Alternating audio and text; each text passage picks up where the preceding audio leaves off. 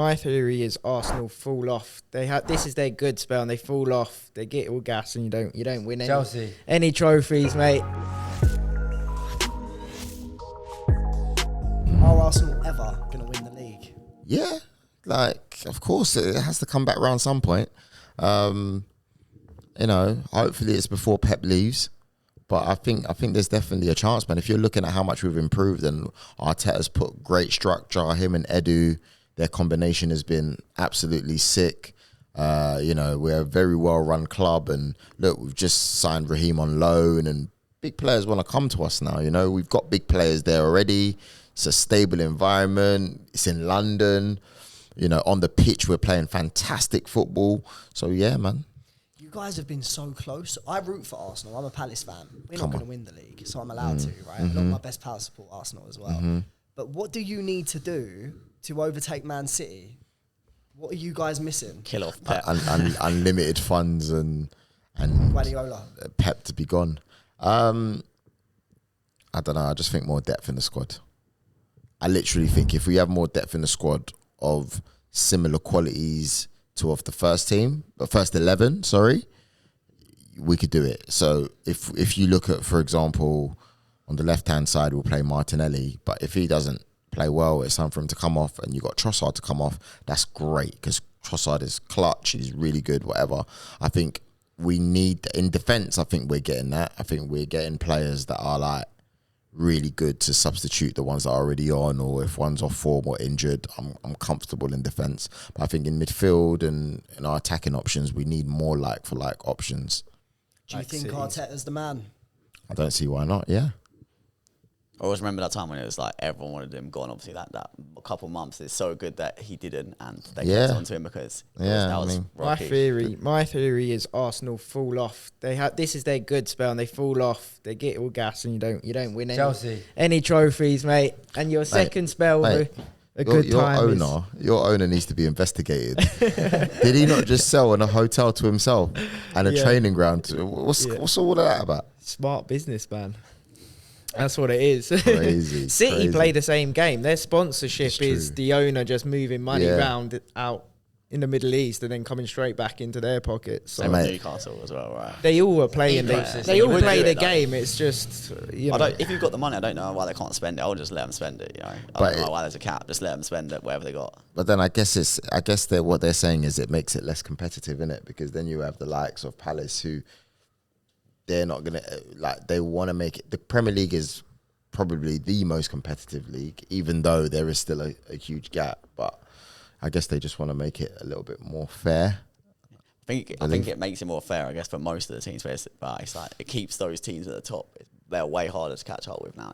If you're Newcastle getting that money, you can sign good players, but you're limited now. So it's going to take you ages to try and get anywhere near City's level because they've already got it. The mad thing is, though, with Newcastle, that first season, they didn't even spend. Everyone's thinking they was going to go crazy. They didn't even spend, and then they came fourth, didn't they? Yeah. They bought a few players, but nothing crazy. Yeah. And the impact was still just. Yeah. They come fourth just from. Newcastle have always been a big club, so it's good to see them getting out. They're proper back. I've always liked watching Newcastle. Yeah. So it's good to see. I had the chance to. It was at some premiere, and I met. What's the lady called again? Fantastic woman that works there. No idea. The lady Harry, get your phone out again. You're going to have to search this one. Harry. Really nice woman. The one who owns it. Her and her husband. Oh, yeah. The blonde lady, yeah. Fantastic people, those two. Yeah. You meet people and some people are polite for the sake of it, but she is wicked, very intelligent. With the All or Nothing with Newcastle. It's not All or Nothing with Newcastle. Yeah. On Amazon. Yeah, no, Amazon I didn't see no. She's in that a lot. She's fantastic. Amanda. Oh my gosh. Okay. Fantastic woman, man.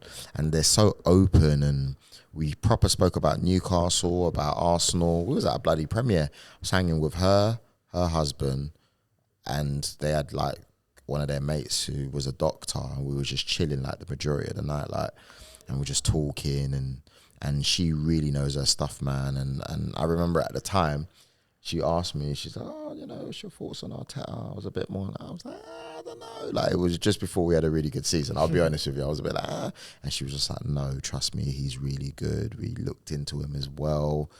he's really good. Like, nothing but praise, man. She's a very positive person, very business-wise. And I think the only thing I did as a mistake is I should have actually reached out and took her contact details, because she's like, you need to come to the box for one of these games. I'm inviting you, blah, blah, blah. Yeah. I was like, yes, I'm going to be there.